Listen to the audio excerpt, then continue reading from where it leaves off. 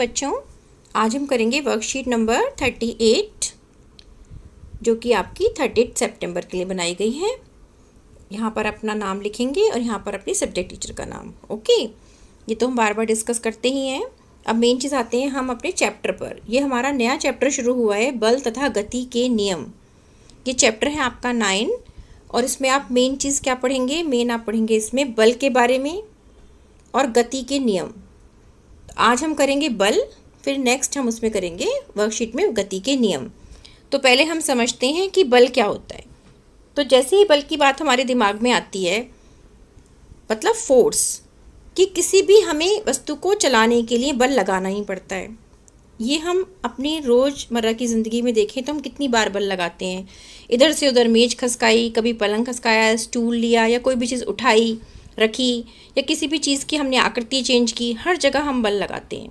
तो कॉमन सी चीज़ है, इसको ज़्यादा डिफ़िकल्ट वे में मत समझना, सिंपल जनरल बातें हैं, इसको आप समझ के चलिए। कि मैंने जिज्ञासा दीदी, ज्ञान कहता है, जिज्ञासा दीदी मैंने देखा है कि जब भी मैं खिलौने को खींचता धक्का देता हूँ तो चलने लगता है। तो दीदी कहती है हाँ ज्ञान, बल्कि किसी भी वस्तु को चलाने, रोकने, गति की दिशा या आकार को बदलने के लिए हमें बल लगाने की आवश्यकता पड़ती है। कितनी इम्पोर्टेंट बात है। चलाना है तो भी बल लगाना पड़ेगा, रोकना है तो भी बल लगाना पड़ेगा, गति की दिशा बदलनी है तो भी बल लगाना है, आकार बदलना है तो भी बल लगाना है। उदाहरण हम साथ साथ समझ के चलेंगे कि ऐसा किस किस केस में होता है। जैसे कि किसी रबड़ बैंड को खींचना, ट्रॉली को धकेलना, चलती कार में ब्रेक लगाकर चलती कार को ब्रेक लगा के रोक दिया या साइकिल को ब्रेक लगा के रोका, आटा गूंथना या क्ले से कोई भी डिज़ाइन बनाना। इन सब में क्या क्या चीज़ें आई हैं? या तो हमने चलती हुई चीज़ को रोका, या रुकी हुई चीज़ को चलाया, या फिर हमने किसी भी चीज़ की आकृति बदली। तो ये सारी चीज़ें कब हुई? जब हमने वस्तु पर बल लगाया। ठीक है, सब में हमने बल लगाया। ओके, अब लेकिन कई बार, अब क्वेश्चन आता है कि कई बार वस्तु पर बहुत बल लगाने पर भी कोई गति नहीं होती। ऐसा कब होता है? ये पिक्चर आप देखिए, यहाँ पर दिखाया गया है। ऐसा कब होगा? जब इधर से भी व्यक्ति बल लगा रहा है और दूसरी साइड से भी लगा रहा है। दोनों साइड बंदे खड़े हो गए, अब दोनों लगा रहे हैं, वो अपनी तरफ खींच रहा है, ये अपनी तरफ खींच रहा है। तो क्या ये यहाँ पे जो रखा हुआ फ्रिज है या ट्रॉली है, ये मूव करेगी? नहीं करेगी। क्यों? क्योंकि दोनों तरफ से बराबर का बल लगा। इसी तरह से टग ऑफ वार, ये जो रस्सा कशी का गेम होता है, इसमें रस्सा खींचते हैं ना, इधर से एक टीम खड़ी होती है, दूसरी साइड भी टीम खड़ी होती है, दोनों पकड़ के उसको खींचते हैं। तो क्या होता है? किसी भी साइड वो नहीं जाता, बीच में रुका रहता है। ठीक है, अब ये देखिए आप कि जब कई बार वस्तु पर बल लगाने पर उसमें गति नहीं होती, जैसे यदि दो व्यक्ति एक भारी मेज या पिंड को विपरीत तरफ से धक्का दें या रस्साकशी के खेल में दोनों तरफ के खिलाड़ी एक जैसा बल लगाएं, तो मेज या रस्सी बिल्कुल नहीं हिलती, जैसे इस केस में हुआ। अब दोनों व्यक्ति या टीम विपरीत तरफ से बराबर बल लगाते हैं तो उनके बल आपस में खत्म होकर बिल्कुल शून्य हो जाते हैं, कोई कार्य नहीं हुआ।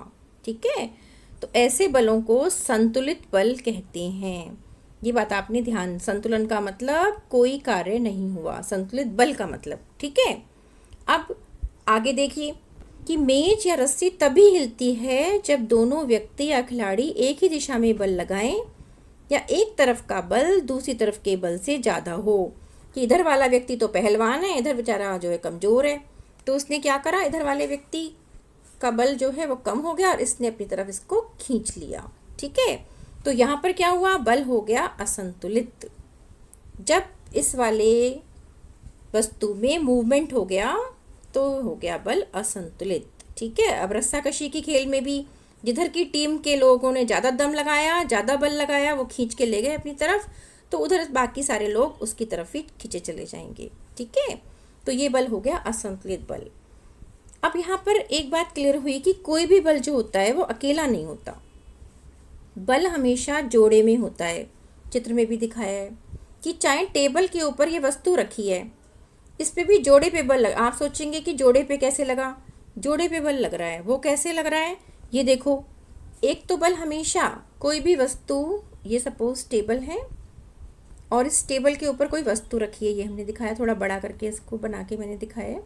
इसमें आप देखिए, इसमें अगर आप टेबल को देखेंगे, पिक्चर को थोड़ा क्लियर बना लेते हैं समझने के लिए। ये टेबल है, ओके, और इसके ऊपर ये वस्तु रखी है।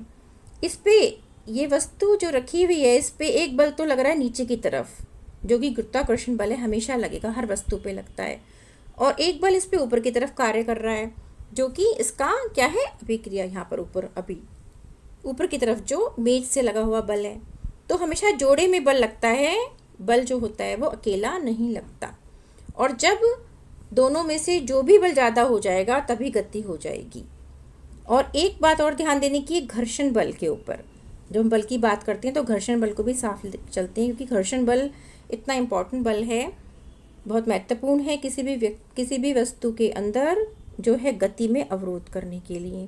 कोई वस्तु गतिशील है, उसके अंदर जो बाधा आएगी वो किससे आएगी, घर्षण बल के कारण आएगी। घर्षण क्या होता है, किसी वस्तु की गति में अवरोध पैदा करता है।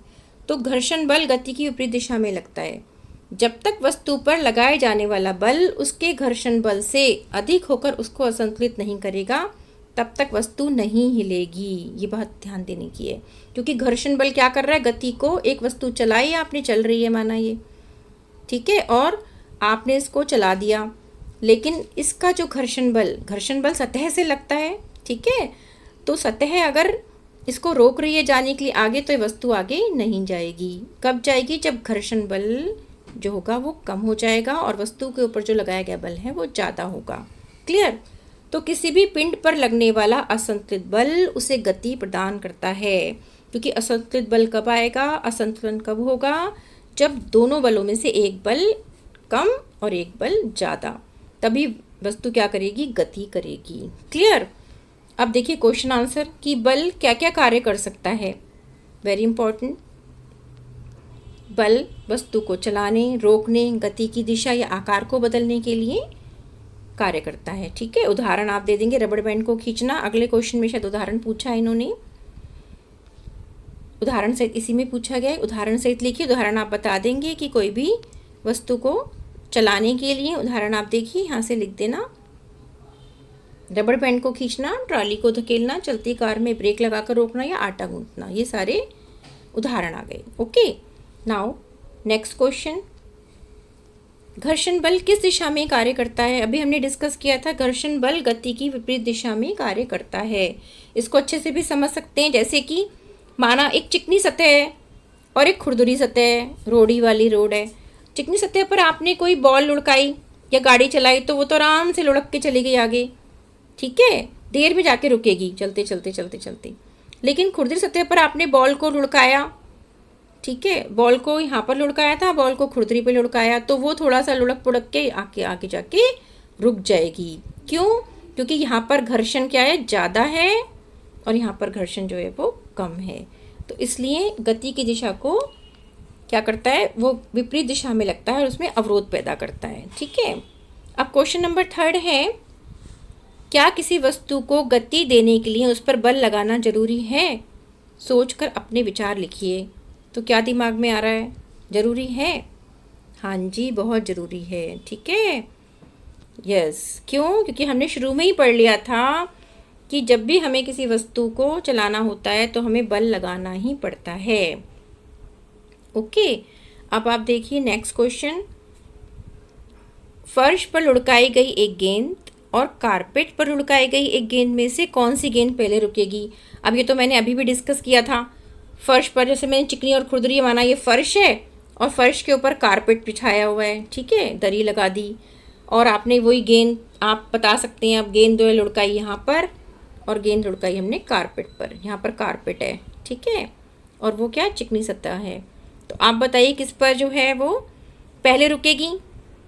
यस, यहाँ पर वो लुढ़कते लुढ़कते पहले रुक जाएगी। यहाँ पर कहाँ पर, कारपेट वाली पे, और चिकनी सतह पर लुढ़कती रहेगी और काफ़ी देर लुढ़कने के बाद कहीं जाके वो रुकेगी, ठीक है। दिए गए चित्र में तीर AB के निशान बल के संदर्भ में क्या दर्शाते हैं। अब आप चित्र को देखिए ध्यान से। AB के निशान क्या दर्शाते हैं, ये चित्र बना हुआ है।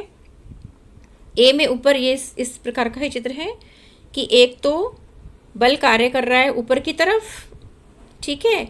और एक जो बल कार्य कर रहा है, बी की डायरेक्शन कैसी है, जो बी बना हुआ है वस्तु पे, ए ऊपर की तरफ दिखाया गया है, ये वस्तु है ए, उधर चित्र नहीं दिख रहा है इसलिए मैं यहाँ पर दिखा रही हूँ।